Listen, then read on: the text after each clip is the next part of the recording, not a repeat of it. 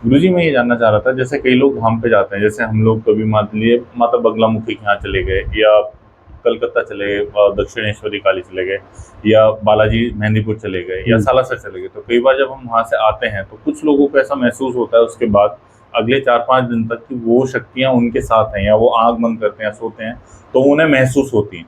कई लोगों के साथ वो अनुभव नहीं होते। तो इन दोनों व्यक्तियों में क्या फ़र्क होता है, उनकी पूजा का, उनके भाव का, या इनको हम कैसे समझना चाहिए? इन्होंने प्रश्न पूछा कि जब हम किसी सिद्धपीठ धाम पर जाते हैं, जैसे बालाजी मेहंदीपुर बालाजी, माँ बगलामुखी या कोई भी सिद्ध धाम, तो वहाँ से शक्तियाँ आ जाती हैं। कुछ लोगों को तो महसूस हो जाती हैं, कुछ लोगों को महसूस नहीं होती। शक्तियाँ आती ज़रूर हैं, पहली बात तो।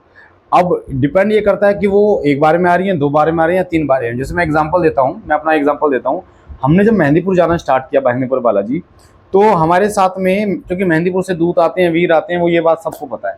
पर डिपेंड ये करता है कि वो कब आ रहे हैं, पहली पेशी में, दूसरी पेशी में, तीसरी पेशी में, चौथी पेशी में आ रहे हैं।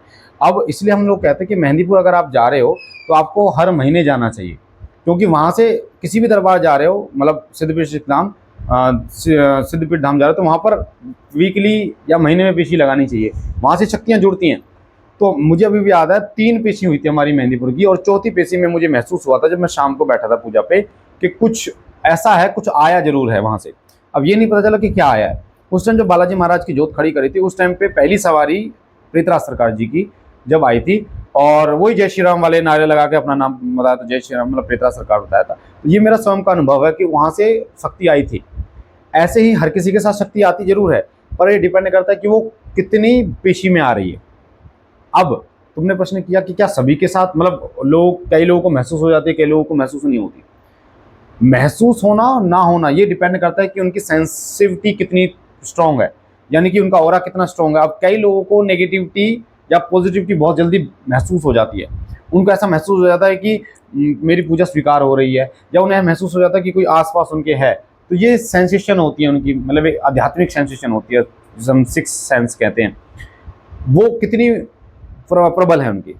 कई बार डिपेंड ये भी करता है कि कई जन्मों की, जैसे हमारे दरबार में कई बच्चे आते हैं जिनके कई जन्मों के, 2 जन्म 3 जन्म से शक्तियाँ साथ में चल रही हैं, तो उनको वो मेहनत करने की जरूरत नहीं है उस ऊर्जा को हासिल करने के लिए।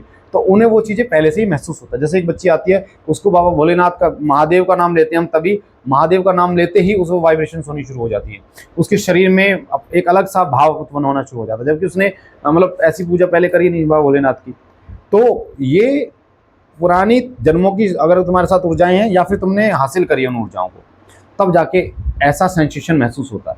और ये सेंसेशन धीरे धीरे बढ़ता रहता है, बढ़ता रहता है। अब ये वहाँ से शक्ति आई है, ये कई तरीके से महसूस होता है। जैसे शरीर के माध्यम से रोंगटे खड़े हो जाना, या शरीर में वाइब्रेशन होना, या फिर तुम्हारे मन में एक ऐसी आवाज़ आ रही है कि हाँ कोई आया है, यानी कोई शक्ति तो है, या कोई तुम्हारे साथ आज है। यानी जो तुम्हें पहले ऐसा लगता था कि वो अकेले हो तुम, पर आज ऐसा लग रहा है कि कोई तुम्हारे साथ खड़ा हुआ है, बैठा हुआ है, चल रहा है तुम्हारे साथ में।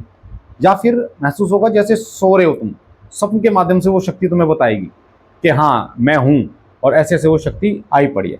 कई बार सवारी के रूप में, जैसे मैंने बताया, सवारी के रूप में भी वो शक्ति आ जाती है। अब ये बात मैं पहले भी क्लियर कर चुका हूँ कि सवारी माँ काली की सवारी नहीं आती, या भैरव बाबा की सवारी नहीं आती। इनके जो गण होते हैं, इनके जो सेवक होते हैं, ये उनकी सवारी आती है।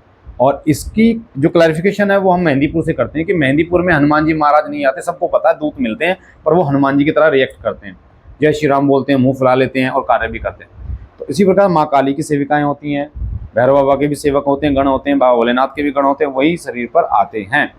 और ये मैं पहले वीडियो में क्लियर कर चुका हूँ, लाइव में भी, कि कैसे, जैसे कई लोग कह देते हैं माँ काली आ रही है या माँ दुर्गा आ रही है तो शेर पे बैठ के दिखा, या लोग कह देते हैं कि वो देवता आ रहा है तो ये करके दिखा, वो करके दिखा। तो कभी वो देवता पूर्ण नहीं आता। अगर वो पूर्ण आ जाए तो पहली बात है शरीर झेल ही नहीं सकता उसको, क्योंकि जो पंचतत्व जिसने बनाए हैं वो खुद पंचतत्वों के अंदर वास नहीं कर सकता।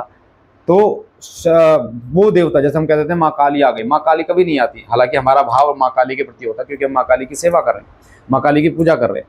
पर माँ काली अपनी एक योगिनी, माँ काली अपनी एक सेविका प्रदान करती है, और जिस सेविका के माध्यम से ही गद्दियाँ चल रही हैं, और वो बहुत सारे कार्य हो रहे हैं।